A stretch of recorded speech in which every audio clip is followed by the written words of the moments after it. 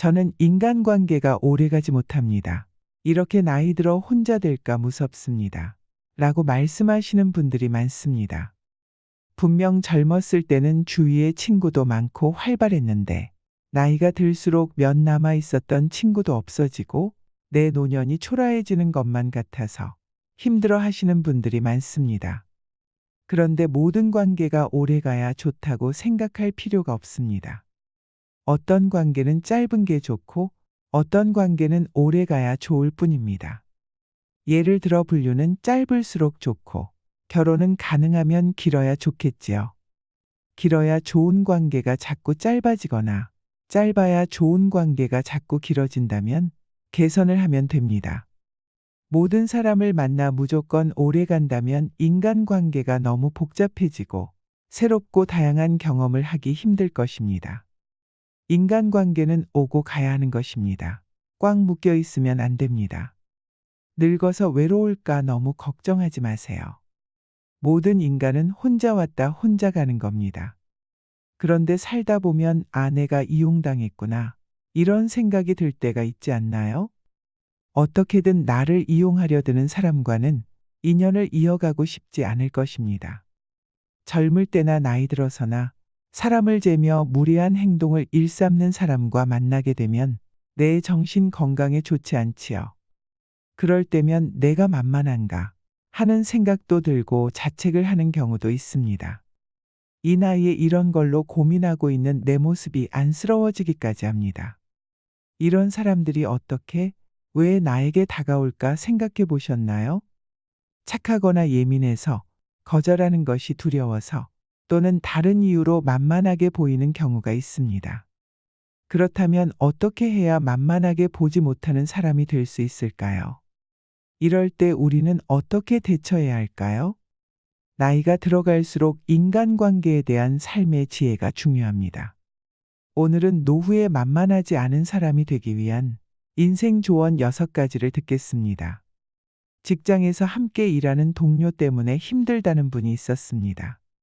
그 동료는 일을 굉장히 잘하고 인정받는 분인데 말을 할 때는 툭툭 던지듯이 해서 꼭 지적을 받는 기분이 들어 상처가 심하다고 합니다. 그런데 여러분, 여기 알이 토실토실하게 익은 밤송이가 있어요. 이 밤은 맛도 있지만 영양가도 높아서 누구든 먹고 싶어 합니다. 그런데 밤을 먹으려면 먼저 밤송이를 까야겠지요. 밤송이를 까려면 가시가 손을 자꾸 찌르게 돼요. 그러면 먹는 것을 포기하나요? 가시를 피해서 잘 까야 할까요? 밤 말고도 다른 먹을 것이 많으면 굳이 가시에 찔려가면서 밤을 까지 않아도 되고, 밤이 꼭 필요하면 가시에 찔리더라도 밤을 까야 합니다. 밤이 얼마나 맛있는데 왜 가시가 있을까? 가시가 없는 밤이 있으면 얼마나 좋을까? 이런 생각은 밤을 까는데 아무런 도움이 되지 않습니다.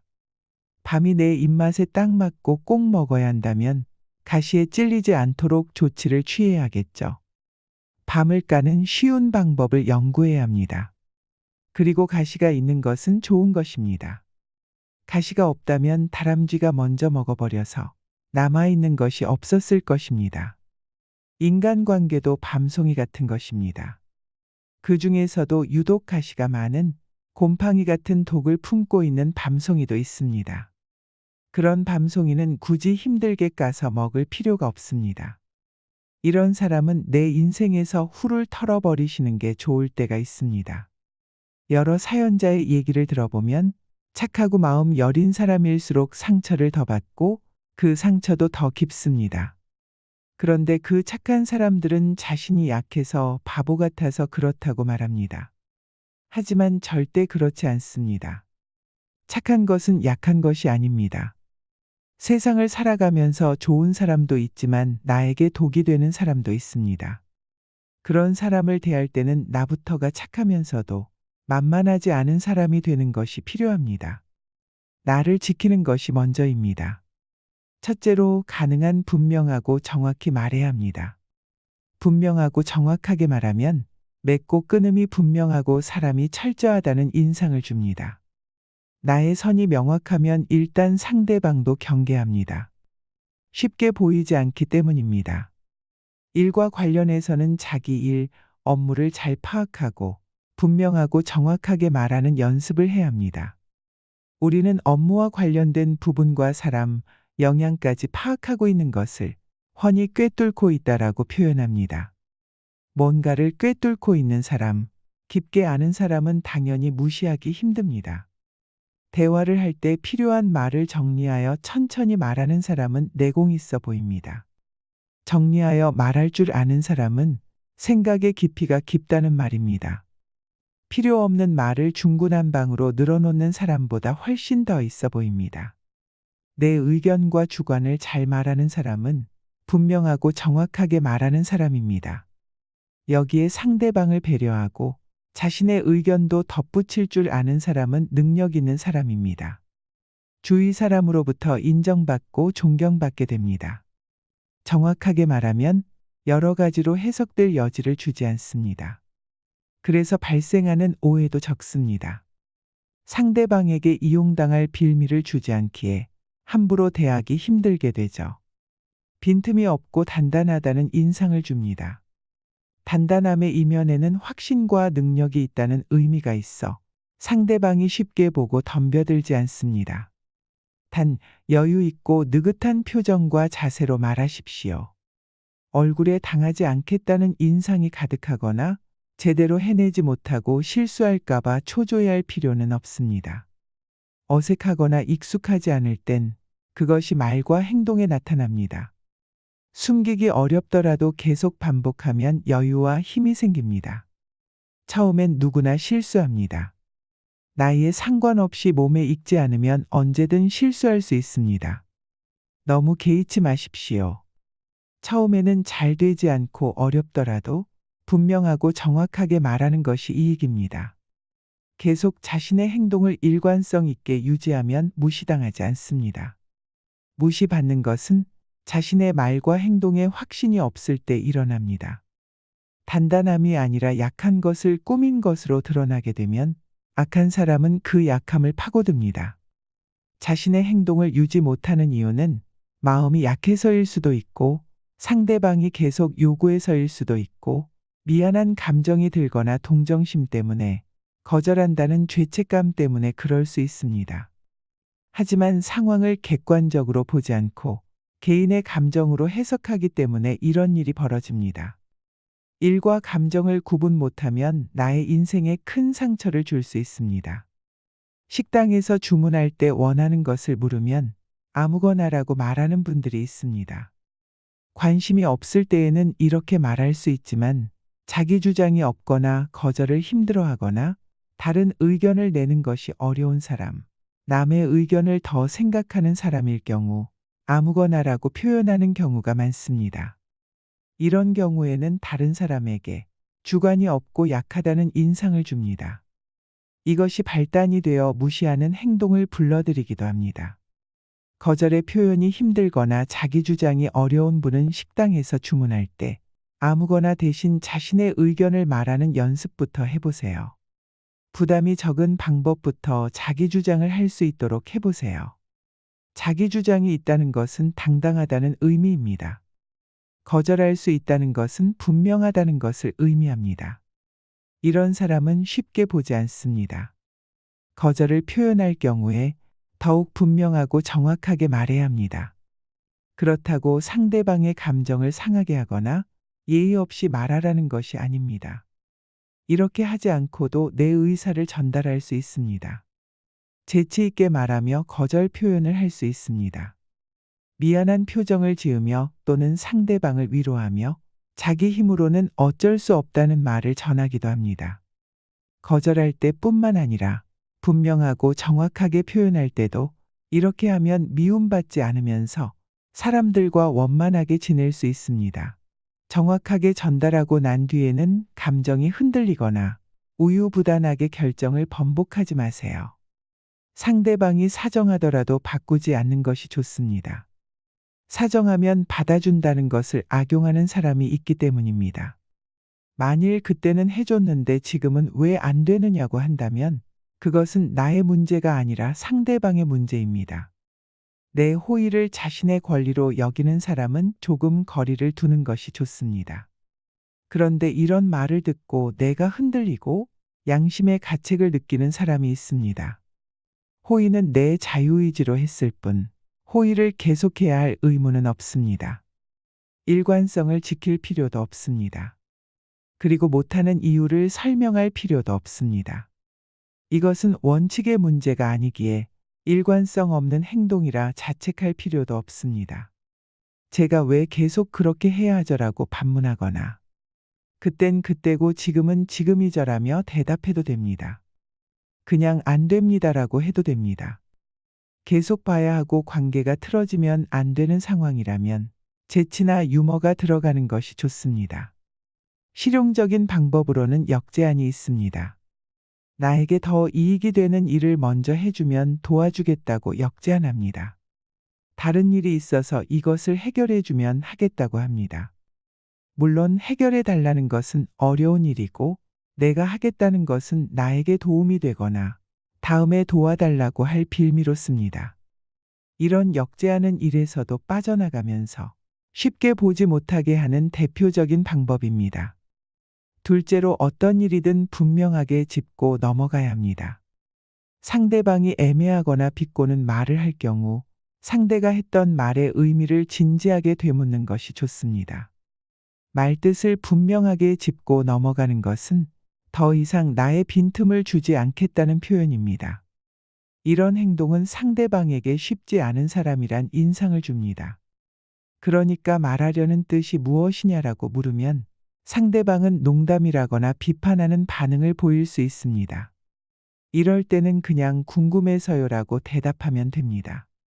모든 사람에게 따지고 까칠하게 대하라는 것이 아닙니다. 따지고 까칠할 상황과 그렇지 않은 상황을 구분하는 것이 중요합니다. 상대방의 감정에 내 말투와 행동이 어떤 영향을 주는지 이해하는 것이 필요합니다. 공과 사를 구분하고 원칙에 따라 할 경우에는 이해되지만 상대방의 감정을 고려하지 않은 채 매사에 따지고 까칠하다면 세상을 살아가는데 어려움이 발생할 수밖에 없습니다. 세 번째는 무례한 행동에 반응하기입니다. 무례한 행동에 반응하지 않으면 지금은 편할지 모르지만 다음에는 더 큰 무례를 불러올 수 있습니다. 약한 강도의 무례한 행동을 상대방이 실수로 했다고 생각하거나 유머나 농담 정도로 넘기기도 합니다.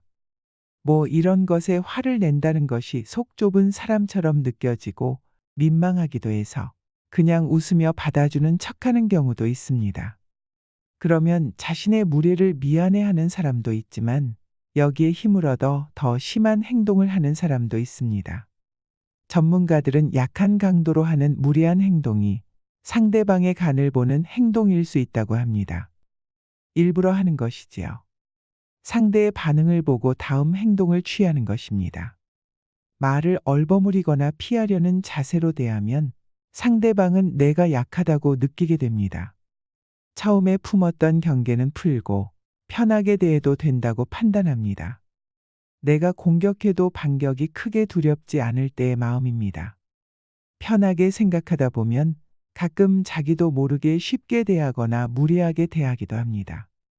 그런데 이때 반응하지 않으면 내가 어떻게 해도 가만히 있는 사람, 반격하지 않는 착한 사람으로 보는 것입니다. 실제로 많은 사람들이 그렇습니다. 다만 이것을 이성적으로 하지 말아야 할 일로 생각해 삼가는 분이 있는가 하면 그렇지 않은 사람도 있다는 것이 문제입니다. 물론 한두 번 참아줄 수는 있습니다. 그러나 도를 넘는다는 생각이 들면 무조건 참을 필요는 없습니다.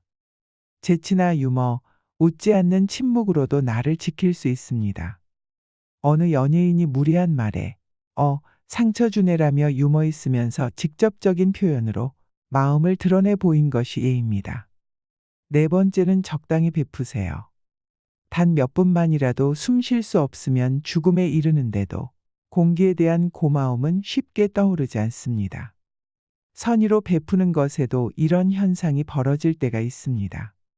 때론 도움을 받는 사람이 자신의 권리인 양 행동하는 모습에 배신감마저 느낍니다. 몰라서 그럴 수도 있지만 알면서도 그런 경우가 많습니다.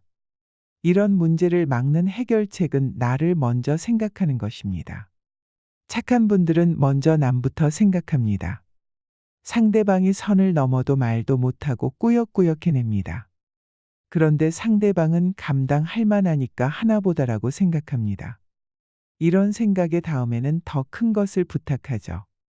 물건을 깎다 보면 더 낮출 수 있을 것 같아서 한 번 더 깎는 것처럼요.